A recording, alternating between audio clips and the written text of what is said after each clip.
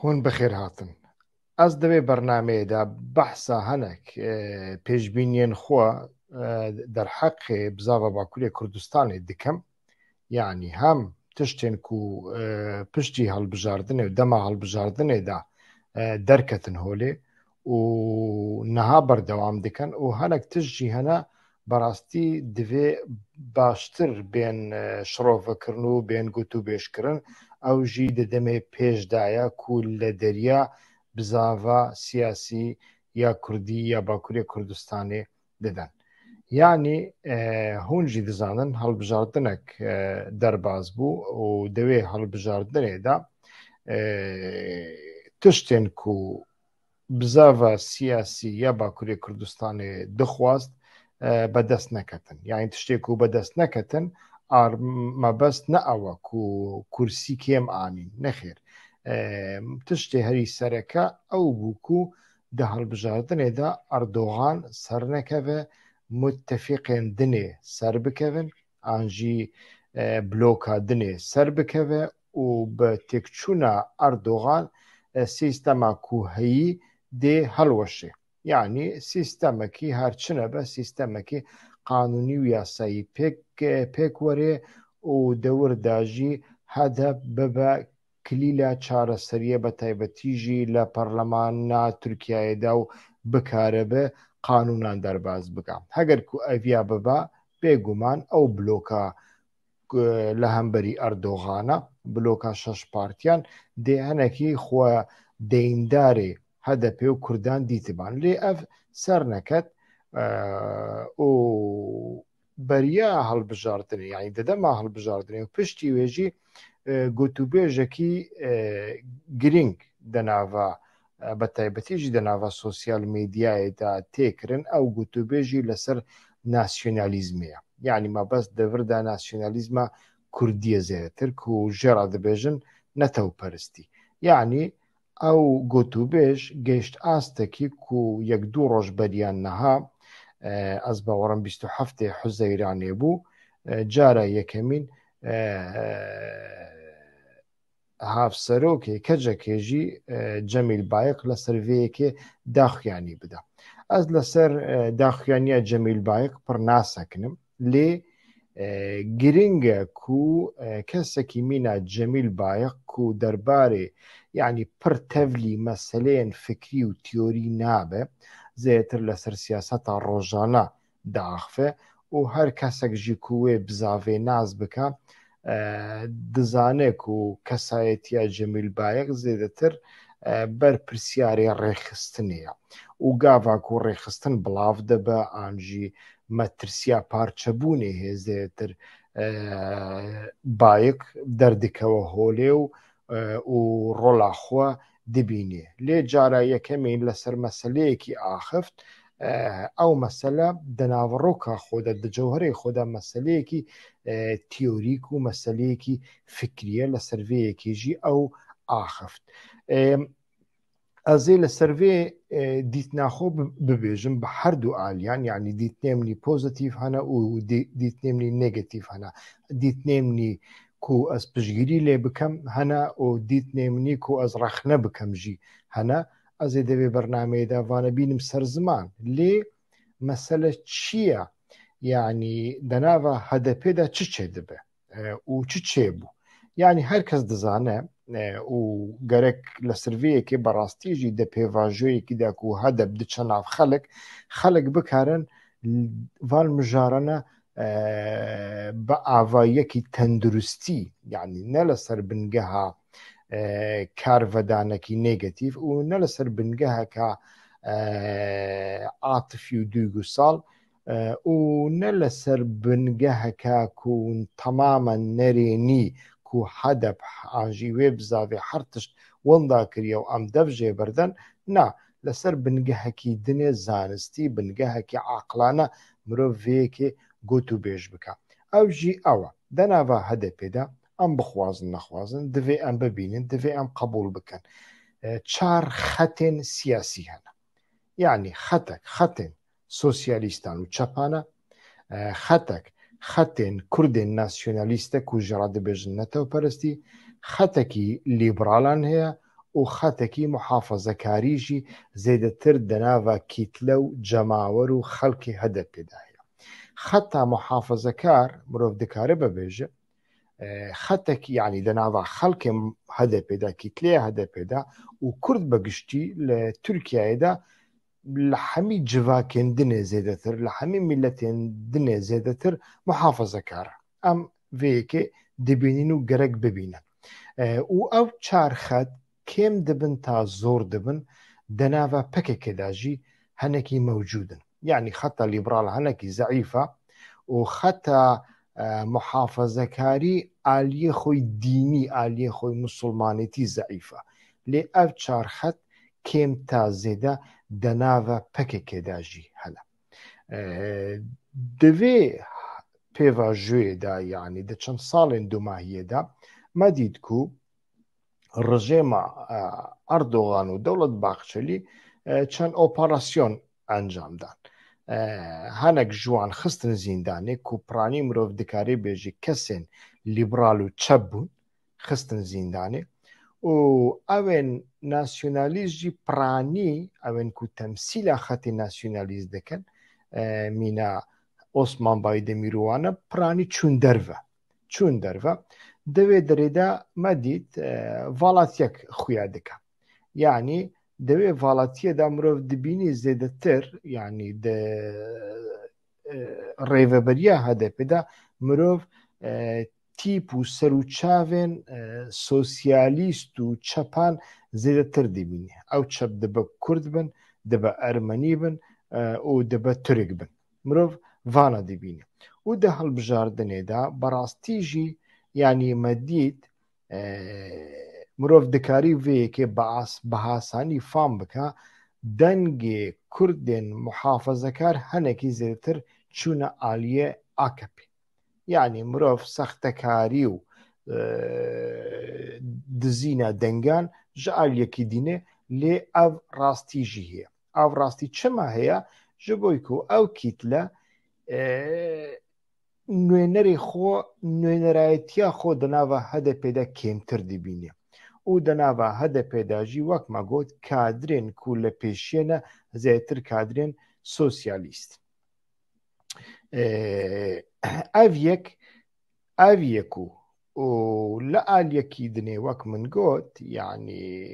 evên ku di zîndanê dane ew çepên ku di nava zîndanê dane mîna Demirtaş mîna Gultan Kişanak jî dikarî bûn li zîndanê henekî rol bibînin beşdarî li gotûbêjan de bikin ew bikin lê kesên nasyonalîstên HDP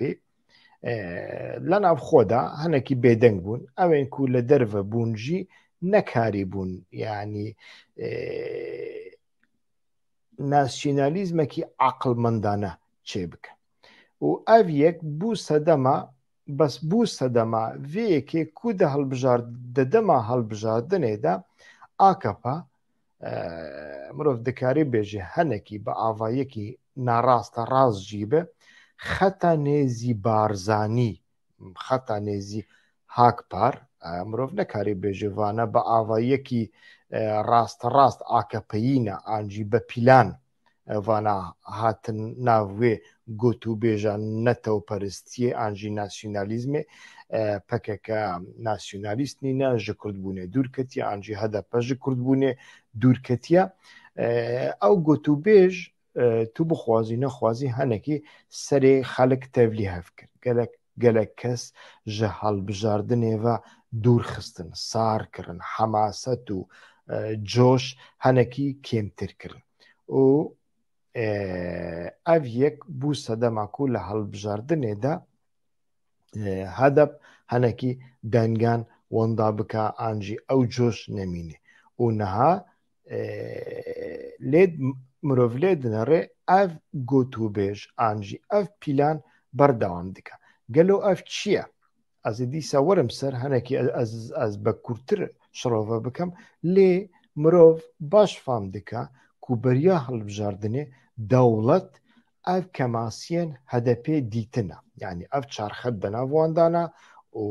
henek xet nûnerayetiya xwe nabînin و بەشداربوونا خۆ دەناڤە هەدەپێدا کێمتر دەبینن. لۆماژی مەدیت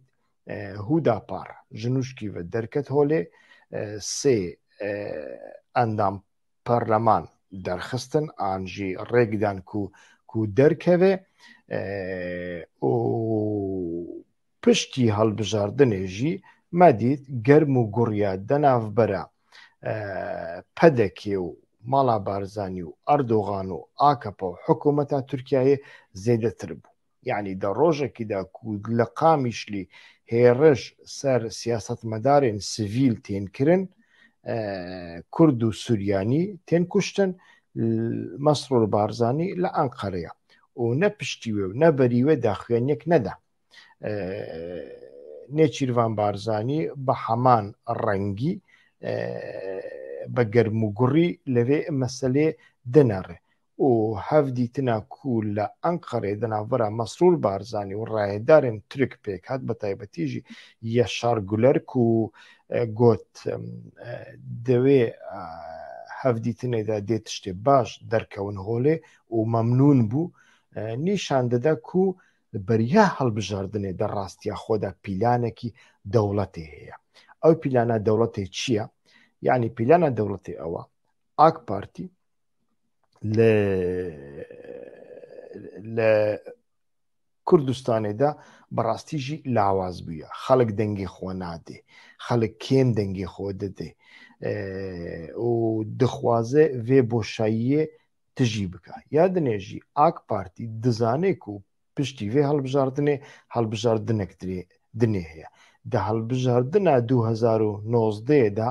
حملەیە هەدەپێ و بە تایبەتیژی سلاحەدین دەمیرتاش وسا کرد و ئاک پارتی لە مەترۆپۆلاندا وەندا بکە. نها دەخوازن vêyekê cardin بەدەست بینن. لێ ئەv tenê بە ئاک پارتی پێک نایە و ئاک پارتی نیەتەکیوی وساژی نینەک و جاردن پێواژۆیە ئاشتی زیندی بکە و پێواژوەیەکی ئاشتی یا هەرزانژی ji aliyê bizava siyasî û gelê Kurd jî nayê qebûl kirin. Heta ji aliyê Ocalan jî nayê qebûl kirin. Yani heger ku Ocalan ev yê qebûl kirba ew tecrîda ku li ser wî heye niha nedema 100%. Yani kêmtir dibû. Tecrîda ser Ocalan beşekî wî zêde girêdayê vê mijarê ku pêvajoyek dinê aştî ya herzan dibêjim qebûl naka. Loma jî niha mirov lê dinire بەڕاستی jî hemleyekî AK Partî û dewletê li ser Kurdan heye. Divê hemlêda dixwazin yani bi goşegîrkirina Ocalan heta bi goşegîrkirina Demirtaş û çêkirina nakokiyan di navbera Qandîl û Hedep û Demirtaş da ku bi qenaeta min hinekî têda serketin û sedema serketinê jî kemasiya zêdetir bizava Bakur e divê demê de dixwazin û dibînin ku HDP nekare siyaset bike. Siyaset de siyasetê de di demê pêş de dibêjim yani felij dibe. Çi ji bo ku zemînekî ku siyasetê li ser bike bi nemaye. Zemîna hedefê ku hey çawa xwe biparêzî. Ew kîtleya hey, ew baweriya hey, ew coşa hey, ew morala hey di nava gel de, di nav kîtleya xwe de, di nav kadroyên xwe de biparêze. Niha di demê pêş de heta ji bo hilbijartinên şaredariyan de ez bi xwe zemîna hemleyekî siyasî di nava HDP de nabînim. Bi xwe hem HDP û heta PKK jî yani di siyasetê de pir lawazin. Yani tu lê dinirî hereketeke dikare çalakiyan bike û hereketeke dikarî fîdakaran çê bike, fîdakaran pêş bixîne. İnsanê fîdakar, insanê ku qurbanî didin, insanê ku berxwedanê dikin, çi li zîndanê dibe, çi li Ewropayê dibe, bi taybetî jî di nav xwe de dibe. Lê di warê siyasî de nikarin siyasetê bikin. و ئەوژی ڤەدیگەڕێ ji بۆ gelek sedeman yek ji jî sedemên fikrî ne li gorî min ku nezelalin ez ê hewl bidem bêm servê ev nezelaltî çi ye divê di demekî wisa de ku hedef nekarî hemleyan bike dewlet hêvî dike ku hedef parçe bibe cuda bibe gelek kes jê cuda bibin ew gotûbêja ku PKK çima nasyonalîst nîne çima kurdayetiye nake girêdayê vê yekê ye ne girêdayê tiştekî dinê ye û ya dinê jî girêdayê vê yekê ye ew zemîna ku hey di navbera Kurd û Türk û netewên dinê de yanî Türkên dîmokrat dibêjim di nava hemî dîmokratan de ku taqa şanseka wekî din şans nîne li Tirkiyeyê de ku Kurd siyaset bikin tenê rêkek heye ew jî ew e ku dîmokratên Kurd û dîmokratên Türk û netewên dinê bi hevra îtîfaq bikin îtîfaqa ku CHP û şeş partiyan çêkir ew îtîfaqekî faşîl bû û encamê wî jî derketin û dema hilbijardinê de encamê wî derketin li pişt ve xencer li CHP û Kemal Kılıçdaroğlu dan di nava CHP de xencer li CHP û Kemal Kılıçdaroğlu di nava îtîfaqê jî dan her kesek çend kursiyê xwe birin û êdî çûn ew îtîfaq mirov dikarî bêje mêriye û carek din zîndî nabe lê dê demê pêş de mirov dikare hemiyan naçar bike ku îtîfaqekî bi hevra bikin lê divê îtîfaqê de berastî jî îtîfaqên siyasî li rojhilata navîn nabe weke Ewropayê bibe li Ewropayê de mirov lê dinêre gelek caran hîzbekî nasyonalîst netewperist û hîzbekî sosyalîst dikarin îtîfaqê bikin hîzbekî muhafezekar û hîzbekî sosyalîst dikarin îtîfaqê bikin ji bo ku bernameya wanî abûrî û îdarî ji hevdû nizîkin betaybetî jî abûrî ji hevdû nizîkin niha li vê Belçîkayê sosyalîst bên sosyal dîmokrat yani sosyalîst ji xwe nîne lê sosyal dîmokrat bên serdesthilatdariyê an jî netewperist bên an jî muhafezekar bên ji bo min ji bo hawlatiyekî wek min ferq dike berastî ferq nake ez wî ferqî nabînim heger ku ferq bike ferqekî pir pir biçûk e yani mirov pê nahesiye jî carna lê li Kurdistanê li rojhilata navîn de ne wisa ye li rojhilata navîn de bizavekî nasyonalîst bê serdesthilatê cuda ye bizavekî sosyalîst bê serdesthilatdarî cuda ye bizaveke dînî bê serdesthilatdarî cuda ye mînak Misir İxwanul Müslîmîn hat serdesthilatdarî çend meh derbas nebûn êdî destûra bingehîn bi temametî guhertin yani ev guhertinekî pir pir radîkal e loma jî çinabe ku hereketekî em bêjin lîberal an jî dîmokrat bi İxwan Müslîmîn re îtîfaq bike mumkîn nîne tiştekî wisa û ne rast e jî CHP tiştek wisa kir û ew di demê pêş de gerek bêrex nekirin îtîfaq li ser vê bingehê çinabin li rojhilata navîn îtîfaq divê nêzîkbûnên fikrî û nêzîkbûnên programên abûrî û siyasî hinekî di cewherê partiyan de hebe ne wekû bên ser maseyekî de tu tiştekî bide min ez tiştekî bidem tu piştî hilbijartinê jî de jî her tişt xelas bibe ji bo Kurdan tenê ev rêk heye rêkadinê çi ye rêkadinê dewlet e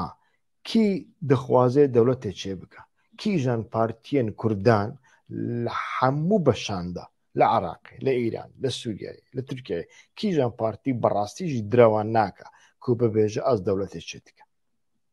mumkîn nîne yanî de programên berê ya PKK de serxwebûn hebû lê piştî not û sê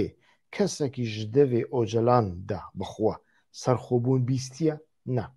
çima nebîstiye ji bo ku zanî piştî no betaybetî jî piştî sala newetî zanî bû ku ew tiştekî realîst nîne lê nekaribû قوتاوی قوتا پارتیاوی قوتا کادریۆنوی قوتاوی فکری نەگەشت بوو vê ئاستێک و vەیەکێ دەرباز بکە لە شووناوی چارەسەری چ چارەسەریەک پێرانە بوو سیستەمێکی دن پێرانە بوو هەڵو شەرت و مەرجی جودا بوون دەوێ دەمەدەیانی پشتی شەڕی سار بوو لۆما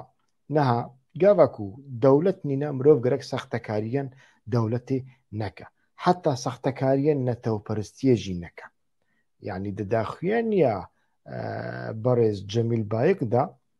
داخوێنی ڕاستە یعنی تشتێک و دبێژە ئەس دەخوازم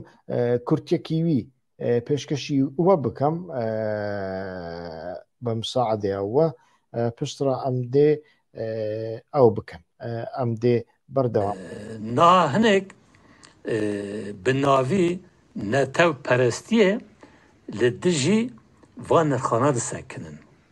Hicimel dijî işte rebera po PK pêşdixin. Xwe jî wardin diyarkirin ki netewperestin. Çalakê vana bi netewperestî nîne. Evidarım hûn dengê Ve tamamî xapandina. bibîsin. Ê netewperest bi 27 Huzeyran tekoşînê dike bedela dide. hat dayîn yani Yan van dinêrin tekoşînekî van bedel dayînik van nîne. Ê şikê dikişînî nîne. Rojeke li dijî dewletê Tirk çalakîk pêşnexistine bedelik nedana. Li gel dewletê Tirkiye hücumu rebera po PK dikin. Siyasetê demokratîk dikin. Projek rebera po pêşxistî dikin. Çawa vana dibin netewperest? Netewperest bi bu civakê Kurd kî tekoşîne dike el gelwan bi. Nel gel êkî Kurda di qirkirine de derbaz dike. Em dibînin ki êkî hücumu rebera po PK dikin li gel devletê Tirkiyeyê. Na hinek bi navî netewperestiyê بەڵێ ینی تشتێک و بەڕێز بایەک دەبێژە هەگەر کو ئەو کەسێن کو گوتوبێژێکی وسا پێش دەخەن ناسیۆنالیزم نەتەوپەرستی کوردایەتیە بکەن هەگەر کو ئاو ڕاست بکەن ئاو گەرەک تێکۆشینێ بکەن ڕاستە لێ ژوێ ورداتر کو بەڕێز بایەق بەحس ناکە ئاژی ناخوازێ بە حەز بکە ji بۆی ku لە گۆڕی باوەڕیا من ئەv نێرینە ئەو نێرینە منی شەخسیە پەکەکێ بخۆژی نەتەوپەرستی دەرباز نەکریە نەها دژبەرێن پەکەکێ دەبێژن پەکەکە نە نەتەوپەرستە سۆسیالیستە لە گۆڕ قەناعەتا من پەکەکێ نەتەوپەرستی بەخۆژی دەرباز نەکریە یعنی دەبێژن نەتەوەیە دیموکراتیک فلان بێوان لێ نەتەوەیە دیموکراتیک دەناو لیتراتۆرە سیاسەتە گشتیدا هەیە تونەیە چەوایە بەڕاستیژی ئاڤیەک دە فکر و دە ڕامان و دە پراکتیکێ واندا پڕ زەلال نینە ئارمان ژنەتەوەپەرستیە ئەوە کوت و دەوڵەتێ چێ بکەی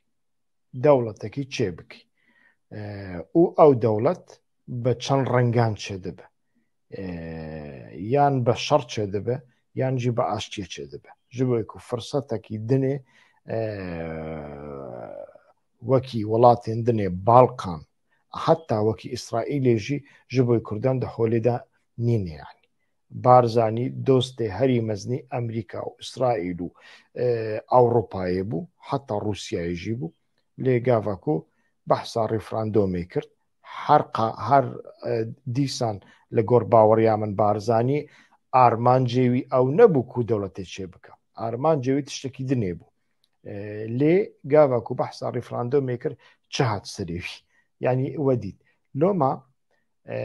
زەمینە تەنێ ئەوە تو شەڕ بکەی ئاوێن کو ناسیۆنالیزمێ دیکەن نەتەوەپەرستیە دیکەن پڕانیە خووە ئانجی ژیانێکی وانی خۆش هەیە یەک ڕۆژ ناچن دەرەوە تێکۆشین ناکەن حاضر نینە بچن شەڕ حاضر نینە بچن چییە گاڤک و پڕژی داعخفن ئانجی لە پەرلەمانوێ بەحسا کوردستانی دیکەن و کوردستان دەدلێ مندای فلان و بێوان گاڤک و ئەو مەجبور دەبن ئامادەنینە بچن حەبسێ و ئامادەنینە بچن چیەژی تێن ئەڤڕۆپایە ئینسانێکی ناسیۆنالیست دەوێ بەڕاستیژی دروست بێ گاڤک و ئەس گەنج بووم ئەسژی ناسیۆنالیست بووم لێ ئەس چوم چییە من شەڕ کرد وەز بریندار بووم نەها نە ناسیۆنالیستم حەوجە نابینم بچم چییە یادنێ نەها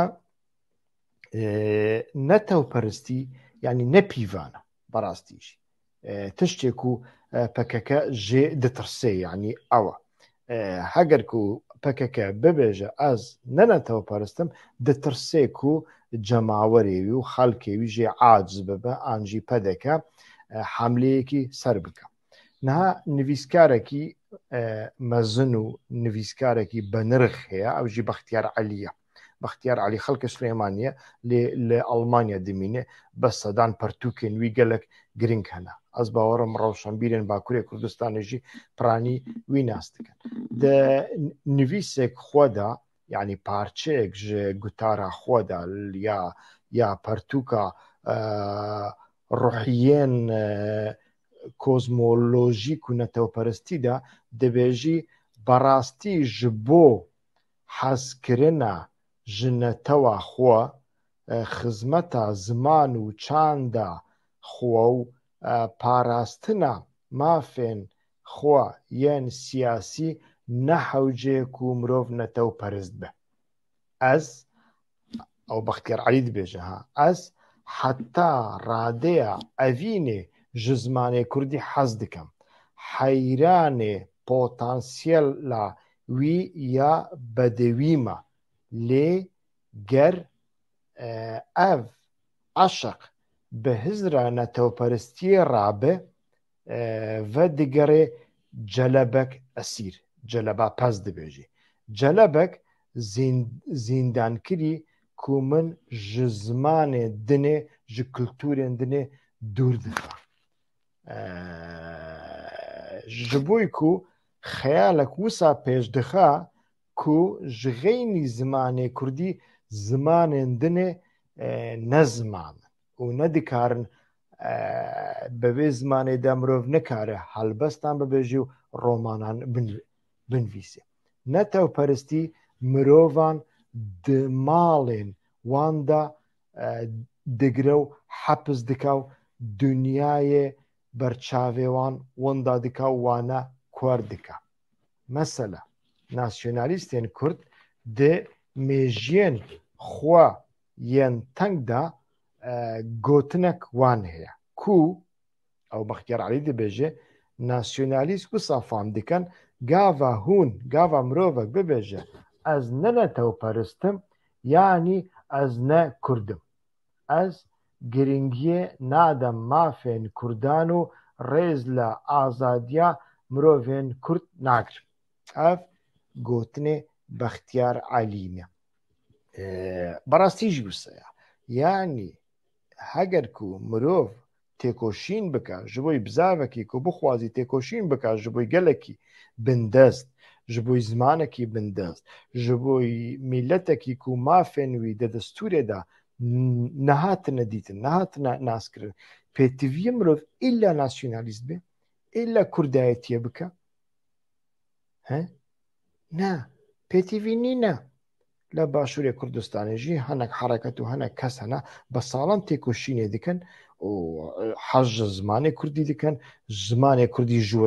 we baştir dizanin pertûkan pê dinivîsin lê ev ne nasyonalîst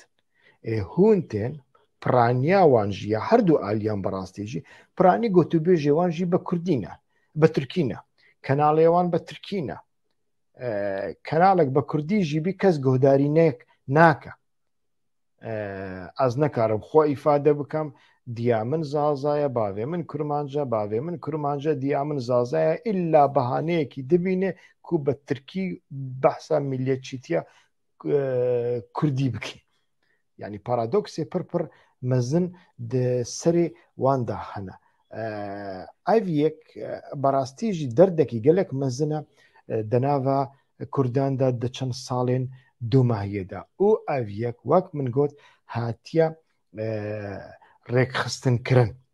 هاتیە ڕێکخستنکردن ژە ئالیە دەولەتی ئەس نابێژم یەک وێ گوت و بێژە دەکەن هەمی ئاژانن هەمی گرێدایی دەولەتێنە لێ دکەوە خزمەتا دەولەتێ ji bo ku dewlet dixwaze bibêje hedefa muhafazekar nîne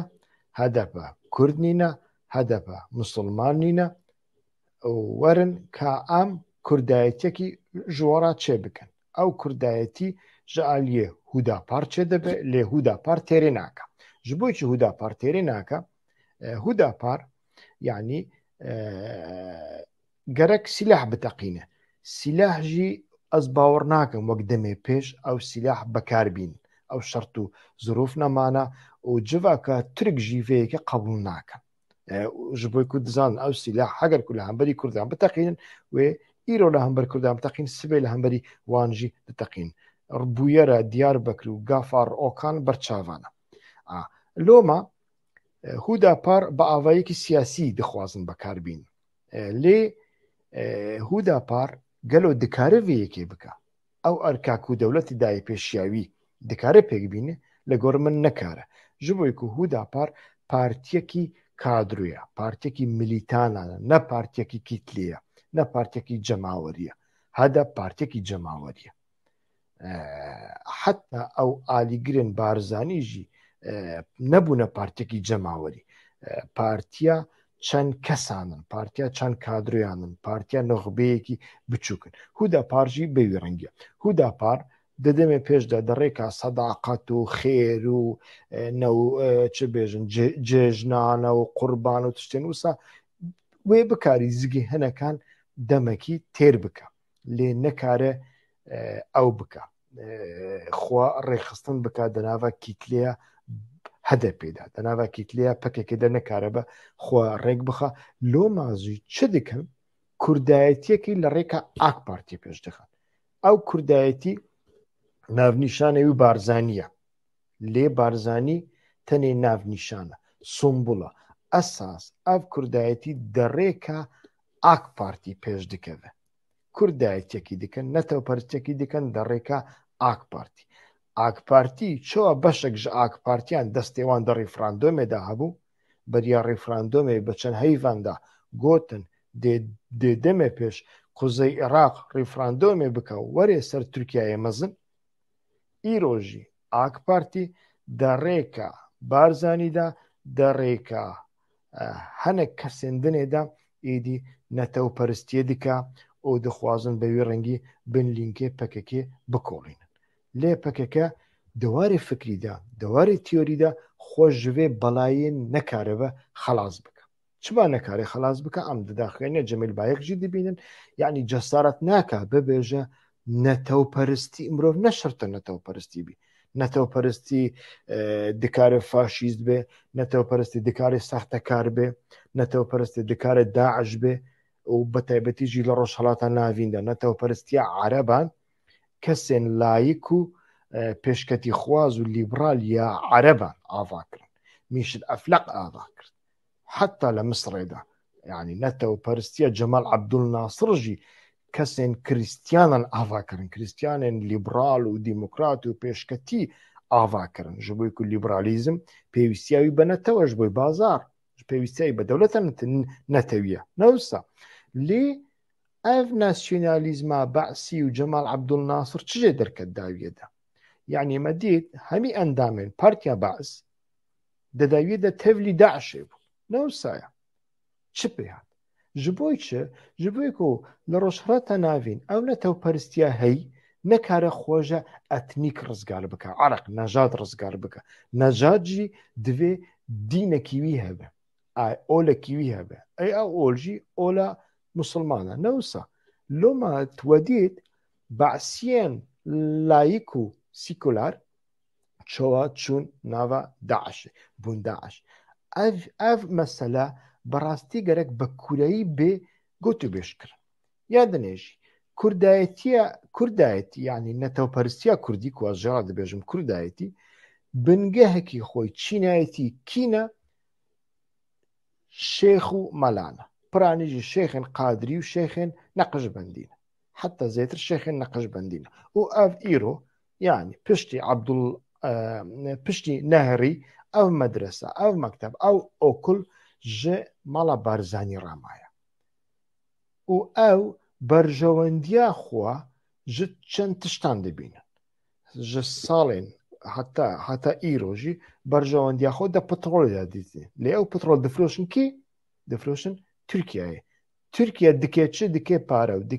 دكي تشك لهمبري كردان بكردين نوسا جبوي كو دوزا كرد جهولي رابكي تفريقة وفتنة بخلاف كردان بكارتيني إيرو بترول نما دي تشي بكن وكبري بكن يعني ما ديت بدك صالة هشتي مجبوري خميني ببون نهاجي دي فيديو دا هون دي بينن يعني اليوتيوب دا هون دكارن ببينن كوتشوا فوتوغرافي خميني بوستر خميني درخستنا خوني شندانان چه دكن با بوستر خميني با بوستر خميني شر حزب ديمقراطي كردستاني إيران كرن او آخاكو وانا رزگار کربو لدست الشاه حميش دستي وان درعاني تاني لشنوي قتل عامك هاد كرن 1000 كس هاد كشت وي دمي وصابو بشتي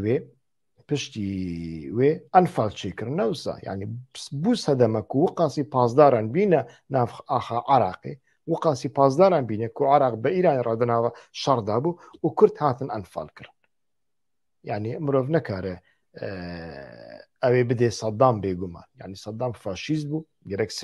سيفيل او نبهانية كو سيفيل بين قتل كرن لي وصابو او سياسته وبشتي نودو يكيجي ما ديد هم جعل يكي إيران هم جعل يكي تركيا ونها بشتي بترول شيبو هنكي او كيم كرن لي نها بترول جي جدستيوان درخست جبكو سياستها بترولي ددستي نت ددستي بارتيكي وهريمكي دانينا ددستي دولتها نتويجي دانينا يعني يكي كسكي لرشراتا نافين نكار سياستا نفتي سياستا بترولي بخوة عين بك محمد بن سلمان شازادية سعودية في دمائي هنكي كر يعني برقو داري بايدن نكر اللي ديسا نيفي دنياي يعني عاليكي دنيا سيستما نيف دولتي لبشتوية چين روسيا كرد كي لبشوينا حتى اف جبوي بيدا وجبوي روج آواجي بوي رنگيا يعني او بترولي خو بدن سوريا او بترولي خو بدن لبناني بفروشن لبناني بفروشن سوريا بفروشن أردني چما هون دريكا زاروكا كي مالا بارزاني بترولي بهرزان دفروشن او جي دفروش تركيا اردوغان دفروش تركيا وتركيا جي دكي بومبا للسري ود تقينا يعني مسألة ننفطة مسألة نبترولا از دخوازم ببيجم نتو پرستيا كردايتي بنجهكي خوي چينايتي شيخو ملانا الشيخو آغانا شيخو آغا بنجهي واني مادي ومعنوي چيه لكردستاني ام دزانا وبري ددما ميران دا گريدا يكيبون همي جاشي عثمانيان بون نوسا عثمانيان بون جاشي صفويان بون نوسا ونهاجي اف يك بردوام دكا جبيكو او بنجهي چينايتي هيجي بردوام دكا بنافوان دا لو ما دختا نتو پرستيه دا يعني تنه مرتزقه بروكسي نوكرتي پیش دكوه جغيني وي ريكك دن نينا براستيجي مرو گرك ويه كي بجسارت بناوا كتله دا دناوا جماور دا پیش بخه او جبوي كو تو مافين خو زماني خو بپاريزي تو نشرت تو نتو پرست بي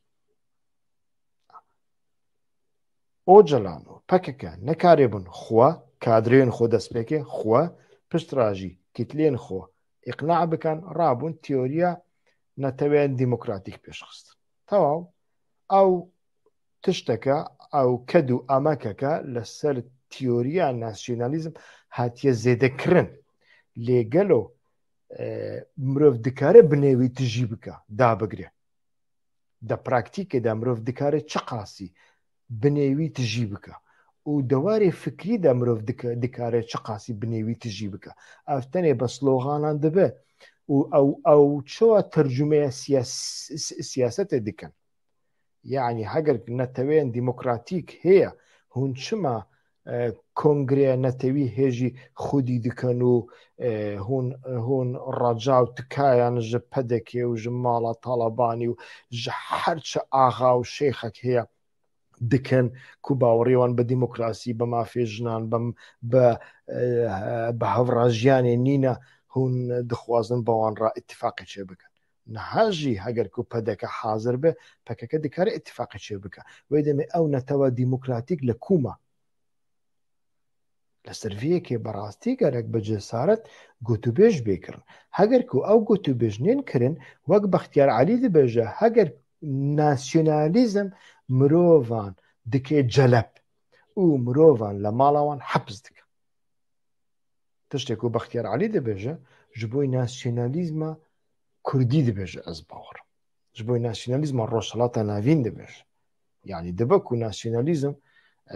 عقل من جدر كون لأوروبا يجي ناسيوناليست هبون هنا تشتين باجي كر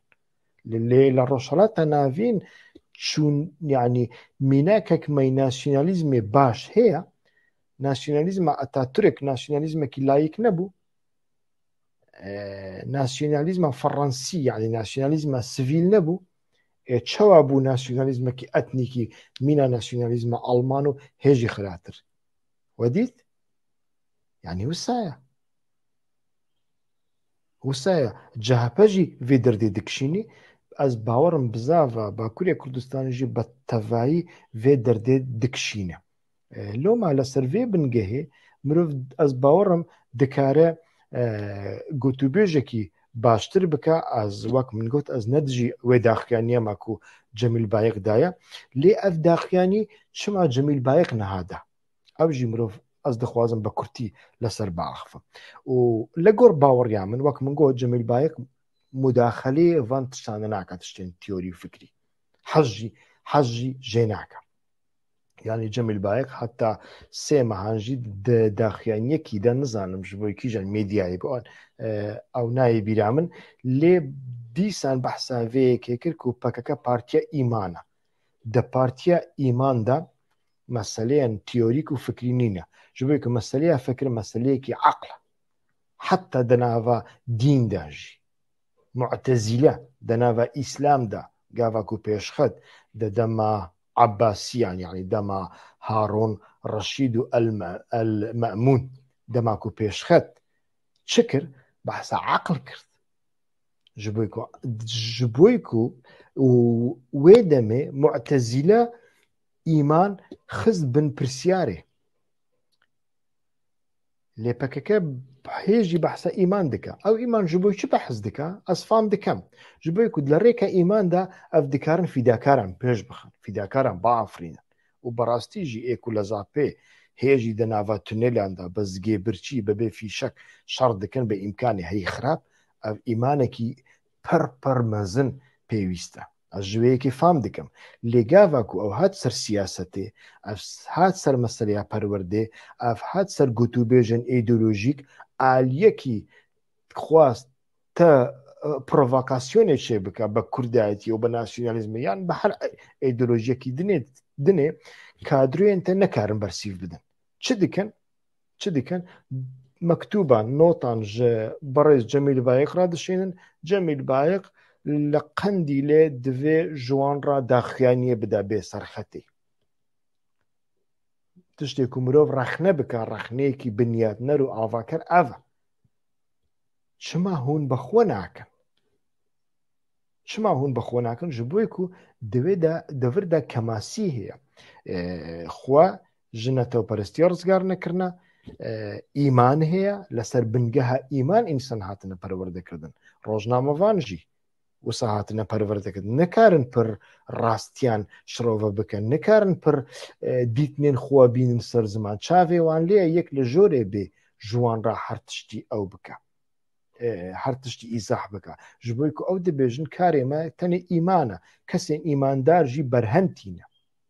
karê wî ne ew e ku ew berhem kî dixwe heric dixon çûk dixon kûçik dixon faydeya wî heye zererê wî heye wî yekê napirsin dara henarê henaran çê dike û napirse ew henar çûk dixwe însan dixwe dikeve erdê na napirse ji bo ku karê wî ew tenê henaran çê bike karê wî ne ew lê ev îman ji bo mirovan ji bo mirovekî siyasî bepirzgirêk pirzgirêkan çê dike pirzgirêk jî ew e mirov nafikire her kesek jî bifikire ji bo ku di fikir de di eqil de min mînakanî dema Abbasiyan de Mu'tezîle de nava İslam de çi kir yanî fikir pêşxist gava ku fikir pêşxist pirsyar kirin yanî fikir bebê pirsyar û bebê guman çênabe gerek tu gumanan bikî ez çi qasî rast im evê jorê çi qasî rast e gotinê wî tê çi watayê ne her gotinê kirt tu jî bişerعînî ev dibe şerîet di wir de ez bawerim hinek kêmasî hene û loma jî di dawiyê de mecbûr bûn hawarê xwe ji Cemîl Bayîq re anîn ku vê meselê ji wan re serraz bike lê ev mesele demê pêş berdewam bike divê ku mirov hinekî bi avayiyekî dinê li gorî qenaeta min li ser vê yekê bisekine ez bi wî rengî divê têm dawiya vê bernameyê li kerema xwe hûn jî dikarin li rêka komênt li rêka yanî heger ku bernameyê zindî jî hûn nikarin bişopînin hûn dikarin li rêka komênt û pirsyaran an jî dîtinên xwe vê yekê zengîn bikin li gorî îmkanan ez jî bersîfa we didem bêguman em tenê dixwazin bi argument bi avayekî eqlane û aram gotûbêj bikin tiştê ku sûdê wî heye mirov bigêjîne qenaetekî em li ser vê yekê dixwazin tenê ew bikin yanî di vir de meseleyekî kîn û nefret û riq û ew şerên bazarî ku mirov zû bi zû aliyên hemberî xwe bike xaîn nekare be argumentekî rast bîne nerast e mirov di wir de pêşketin çênabin mirov divê dev ji wan konseptan berde yanî xaîn her kesek li gorî min nebû ew ajan e ew xaîn e ew filan e ew bêwan e ew yanî ev gerek bikeve heta eger însanek xaînî ji bû ev gerek bikeve pêvajoya piştî wê destpêkê li gorî mentiq li gorî eqil gerek gotûbêjekî fikrî û aram bê pêşxistin heger ku wisa nebe ew dibêje tu caşî ew dibêje tu xaînî ew jî dibêje na wala tu xaînî ê di wir de dibe meseleyekî bazarî û dibe çayxane ew wernaçerxe platformekî siyasî ku mirov bike mirov ji hevdû faydê bibîne biborînin min ew bername dirêj kirt lê ez bawerim hinekî pêwîst bû heta bernameya pêşiya me de silav û rêz ji we re spas ku heta niha ku hûn be me rabûn an jî demê pêş hûn me guhdarî dikin rêz û silahî we xweş na